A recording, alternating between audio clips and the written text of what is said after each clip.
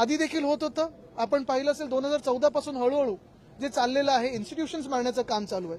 लोकसभेत जनतेने निकाल दिला, पण तोच निकाल चिरडण्याचं काम या सरकारने करायचा प्रयत्न केलेला आहे. त्याच्या विरोधात आम्ही असे पाऊल उचललेलं आहे.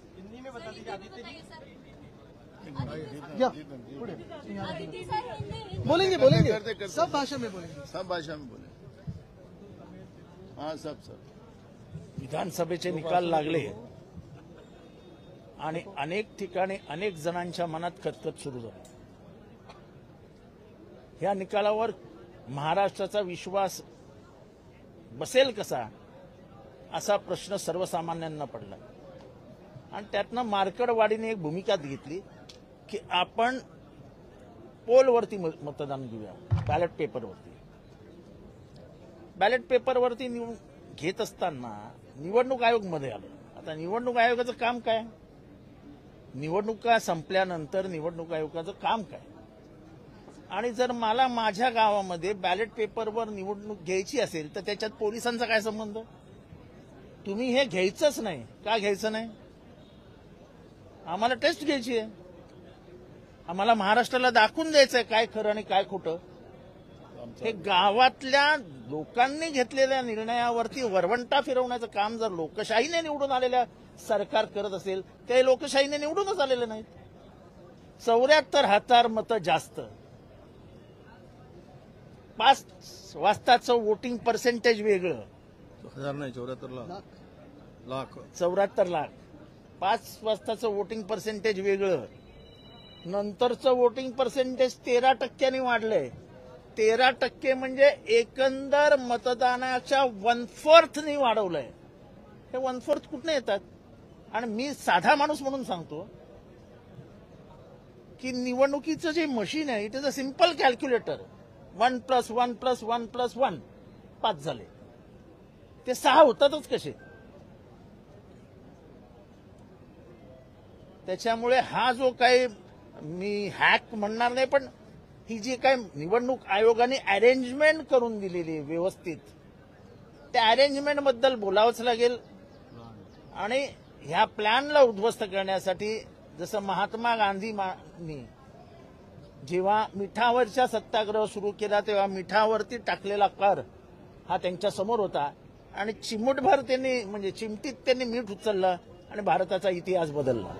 मार्कडवाडी हे आधुनिक भारताच्या मार्ग बदलण्याच्या कामाला सुरुवात करेल.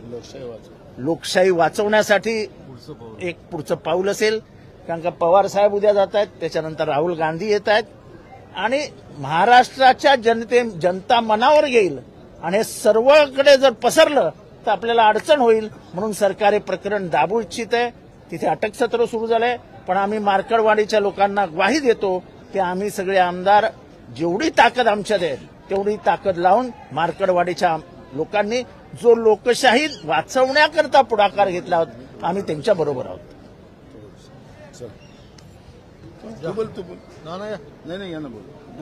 बोला. महाविकास आघाडीने आज जो निर्णय घेतला त्या संदर्भात इथे चर्चा झालेली, आपल्या पुढे विषद केलेला आहे. खरं तर आपण पाहतोय की एवढ्या बहुमताचा आकडा पार करणाऱ्या सरकारला आपल्या राज्यामध्ये जे वातावरण आपल्याला दिसायला पाहिजे, जो उत्साह, जो सणासारखा दिसायला पाहिजे, अजिबात कुठेच दिसत नाही. महाराष्ट्रामध्ये शोककळा पसरल्यासारखं वातावरण आहे. म्हणजे हा मॅन्डेट कोणी दिला, हा खऱ्या अर्थानं जनतेचा असता तर जनतेमध्ये हा उत्साह असता, परंतु दिसत नाही. याचा अर्थ आहे की कुठे ना कुठेतरी दाल में कुछ काला है असं म्हणायला किंवा दाळच काळे असं म्हणायला तिथे संशयाला पूर्णतः तिकडे स्कोप आहे. अशा स्थितीमध्ये मार्कडवाडीमध्ये ज्या लोकांनी ही जर निवडणुका स्वच्छपणे, पारदर्शकपणे आणि लोकांनी दिलेला जो मतदान आहे त्याप्रमाणे जर हे सरकार आलं असतं तर मार्कडवाडीमध्ये जो काही विषय गावकऱ्यांनी घेतलेला आहे त्याला विरोध करायचं काही कारण नव्हतं. पण त्याला विरोध करायचं म्हणजेच की आपलं पितळ उघडं पडू नये, कदाचित हा संशय यामधून निर्माण होऊ शकतो. आणि हे सगळं आपण बघत असताना तिथे जो काही प्रकार सुरू आहे, धरपकड सुरू आहे, लाठीमार झालेला आहे, लोकांना मापकोलमधून परावृत्त करायचं काम सुरू झालेलं आहे. अरे मापकोल घेण्याचा अधिकार आहे गावकऱ्यांनी ठरवल्यानंतर. 80% मतदान तिथे मिळालं, अख्खा गाव विरोधात आहे, तर विरोधकांनी किंवा तो तिथे आता निवडून आलेल्या आमदारांनी संशय व्यक्त केलाय. म्हणजे हरलेल्या आमदारांनी नाही, निवडून आलेल्या आमदारांनी तिकडे मागणी केलेली आहे, त्यांनी समर्थन दिलेलं आहे. अशा वेळेस हे घाबरत आहेत. याचाच अर्थ कुठे ना कुठेतरी लोकशाही संपवण्यासाठी, लोकशाहीचा गळा घोटण्याचं काम हे सुरू झालेलं आहे. म्हणून आज आम्ही सर्व आणि निवडणूक आयोगाने सुद्धा यामध्ये खरं तर पारदर्शकता ठेवली नाही, या संदर्भात अनेकांचा संशय आहे. या सगळ्यांच्या संदर्भात आज आम्ही महाविकास आजच्या दिवस शपथ घेणार नाही. मार्कळवाडीच्या गावकऱ्यांनी घेतलेल्या निर्णयाला पाठिंबा आणि हे जे काही पाऊल सरकारने उचलले त्याला निषेध, यासाठी आज आम्ही बहिष्कार घालण्याचा निर्णय घेतला किंवा आम्ही आज बहिष्कारही घालू आणि शपथ घेणार नाही, असा निर्णय महाविकास आघाडीने घेतलेला आहे. हिंदी में बताइए आज क्यों आपने बहिष्कार किया है? मी थोडं मराठीत पहिले सांगतो की मताचा अधिकार हा लोकशाहीतला सगळ्यात महत्वाचा व्यक्ती स्वातंत्र्यातला भाग आहे.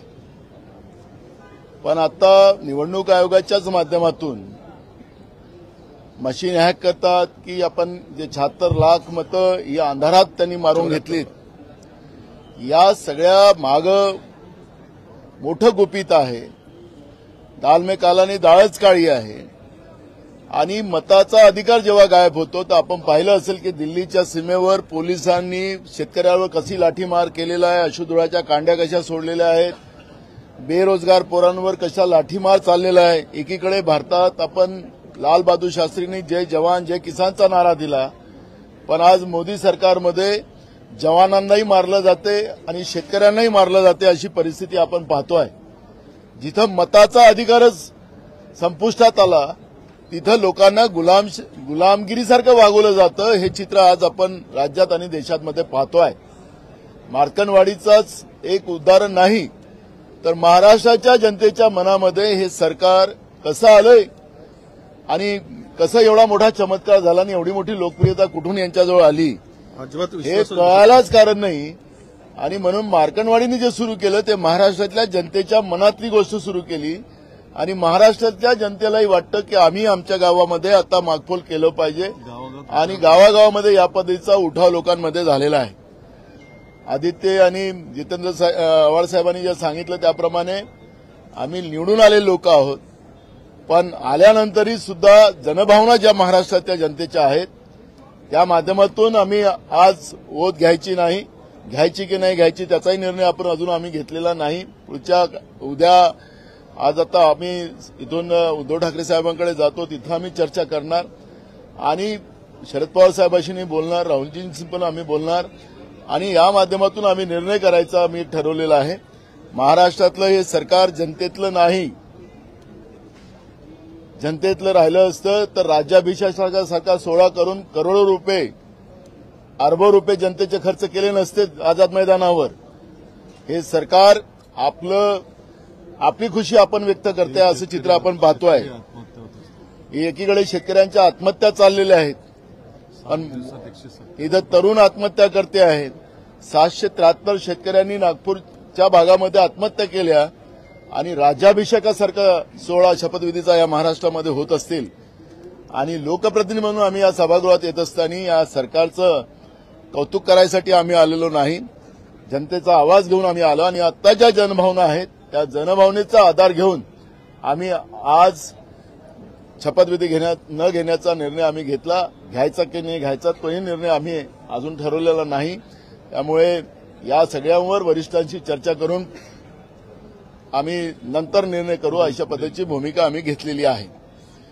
महाराष्ट्र में जो विधानसभा के जो चुनाव हुए, चुनाव के बाद महाराष्ट्र में जो स्थिति बनी हुई है कि जनता को नहीं लग रहा कि सरकार हमारे वोटों से आई है और इससे लोग जनभावना जो है जो मार्कंडवाड़ी में जो शुरू हुई वो पूरे महाराष्ट्र की भावना है. और आज मॉक पोलिंग को भी अगर चुनाव आयोग विरोध करती है, सरकार विरोध करती है, तो उसके पीछे का कारण ही है कि ये सरकार गड़बड़ी से आई हुई है, लोगों के वोटों को चुरा के आई है ये साबित करती है।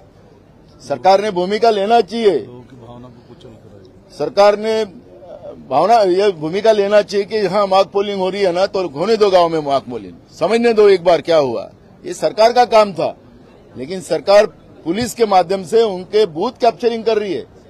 जब रेगुलर चुनाव में चुनाव से बूथ कैप्चरिंग किया जा रहा है, और इसलिए आज हमने विधानसभा की वोट जो रहती है एमएलए, नए एमएलए की, वो नहीं लेने का हम लोगों ने निर्णय किया है।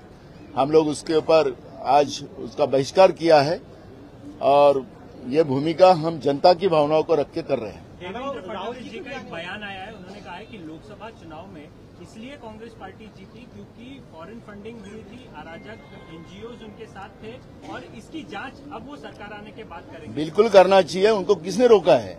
बिल्कुल करना चाहिए।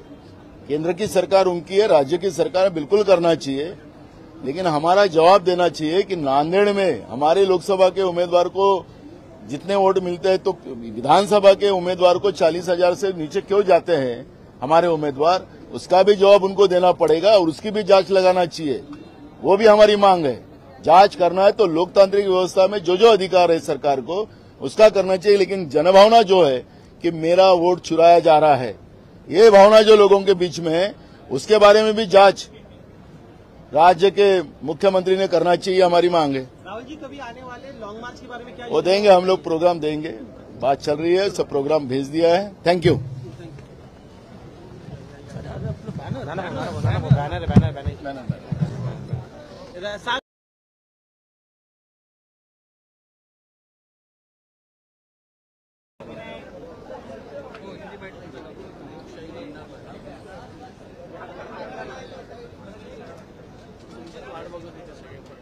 बोला